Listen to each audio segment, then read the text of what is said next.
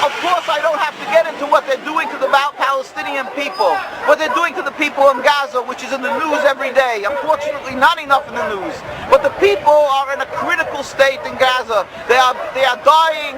They are dying because they cannot get to hospitals. They are dying because they don't have proper medication. They don't have food. They don't have water. They have soiled water. They have water that is contaminated, all because Zionism is conveying a message and portraying itself to the world as some godly force that is simply being threatened by the inhumane people, the Palestinians. We have a secret to reveal to the world. Jews have been living with Palestinian people and with Muslim people throughout the world for hundreds of years with any human rights groups to protect us. We have no problem with these people. We are, in fact, the most closest in the world in our servitude to the one God, in subservience to one God. And we are thankful, and we've been taught to be thankful in our schools for the hospitality and safe haven and friendship that the Muslim people and the Arab people throughout the world has constantly given to the Jewish people throughout the ages. There were no human rights groups, and we didn't have the Inquisition, and we didn't have the Crusades, and we didn't have the Hitler that came from Christian society. And yet people don't say that the Christians are that we cannot live together. Why are they doing this, vilifying the Muslim people? It's because a simple base goal of the Zionists, a ploy in order to be able to intimidate, in order to squelch any opposition to their flawed political movement, their rebellion against God, by having the so-called civilized world throughout the world believe that the Muslims are people that you cannot live side by side with, and therefore whatever they do to the people in Gaza and in the West Bank of Lebanon is justified. We are here to announce to the world they are simple thieves and they are rogues. They are evil in their actions. They are doing things that is against God. What's called inhumane is by us called against God. Every action that they're taking, the whole concept of taking over Palestine, this is expressly forbidden in the Torah. The whole concept of subjugating, oppressing, expelling the Palestinian people, and the long list that never ends of crimes and the suffering that they're doing to the Palestinian people. This is criminal. It's against God. It's against Judaism. Our hearts throughout the world of the Jewish people are rent by what they are doing to the Palestinians. We pain and suffer, and we are humiliated by what the Zionists are doing. And we understand that they have an endless well of money in order to propagandize and to brainwash people to be fearful of the Muslims and be fearful of the Arabs, and to create a panic that even Orthodox people, some of them and many unfortunately, believe that you cannot return land to the Arabs because they're going to kill every Jew. This is pure Zionist propaganda. As I've said, history attests to the contrary. Even without that, they have conned and fooled people into believing that this is Judaism. That is why they went to Palestine to create the state and not Uganda. At the beginning, these people who detested and abhorred godliness and religion said they want to go to Uganda, but they're changing because they knew that this way they can get the backing of the Jewish people from throughout the world, the ignorant masses, and get support from the evangelistic Christians. It had nothing to do with godliness. It had to do with one thing, a ploy, a con job. And that is what Zionism is.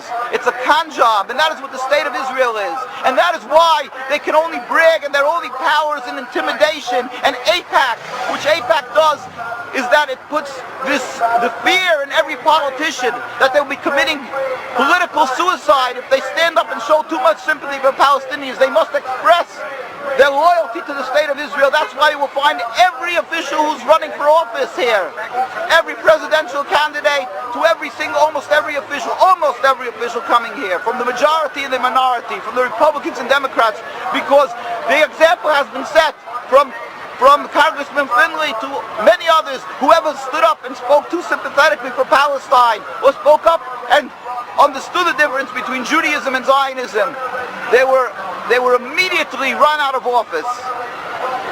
We pray to God, and we fervently pray, and we ask every individual to pray for a speedy and peaceful dismantlement of this rebellion against God, of this criminal state, of the state that is flawed in its essence.